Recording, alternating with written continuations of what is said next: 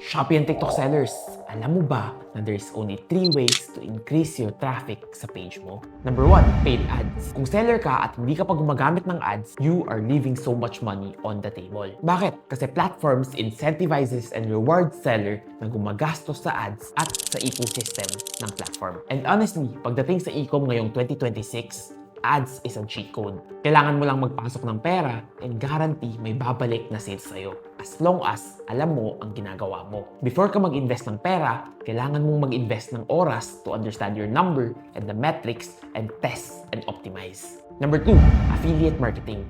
Kung ayaw mo naman gumastos ng malaking pera at gusto mong tumaas ang traffic sa store mo, affiliate marketing is the best way to do it. You leverage other people's platform and audience to bring attention sa product at sa store mo. And number 3, organic traffic. Dito na pumapasok ang mga marketing strategies na ginagawa ng karamihan ng sellers. These include product optimization, live selling, content creation, SEO optimization, at sobrang dami pang iba. Kaya kung gusto mong tumaas ang traffic mo, kailangan mong gawin ang tatlong bagay na to. By the way, I'm Rick Montan, and I'm here to help you grow.